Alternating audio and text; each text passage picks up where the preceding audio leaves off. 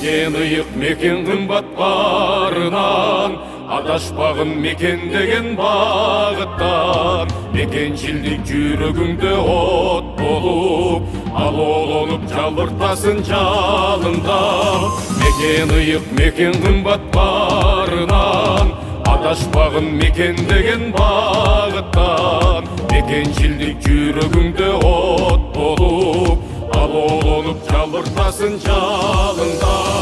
Багытың бий, багытыңдан адашпа. Ассаламу алейкум, урматтуу кыргызстандыктар жана Facebook колдонуучу достор. Бүгүн айтылуу Каракулжа районунун Алайкы өрүнүндө тоозу бийик, суусу тунук, абасы таза, жаратылышка абдан кооз кичинекей айыл Көңдүк айылында турабыз. Бүгүнкү ушул Багыт партиясы менен ушул Көңдүк айылында кичинекей айылдын эли менен жолугушуу абдан сонун, абдан кызыгуу менен өттү. Ошондой эле ушул Көңдүк айылынын тургундарына чоң алкышыбызды, чоң ыраазычылыгыбызды билдиребиз.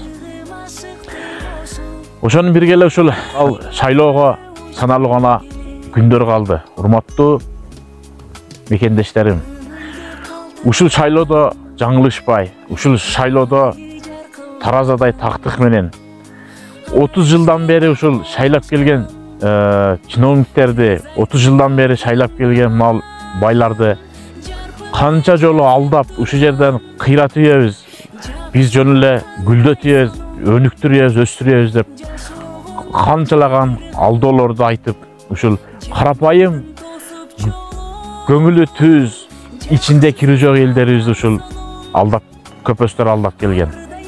Эми ушул жолкусунда урматтуу шайлоочулар адашпастан мекенибизге, элибизге кызмат кыла турган, чын жүрөгү менен иштей турган уул кыздарыбыз дагы кетип бара жатат. Ошолорду ошол партиядан адашпай, ошол катарынан адашпай шайлап, ушул жогорку кеңешке, депутаттыкка алып барганга өзүбүз ушул себепкер бололу.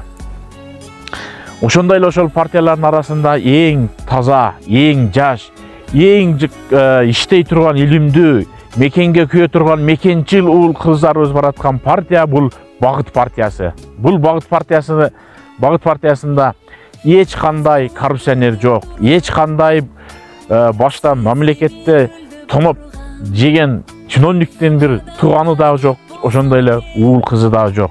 Ошон үчүн урматтуу мекендештер, ушул жолкусунда дагы ушул адашпастан ушул Багыт партиясын шайлап бериңиздерди суранамын. Ушул жолкусунда мына президентибиз Садыр Нуркожоевич өтө сонун мүмкүнчүлүк түзүп берди элибизге.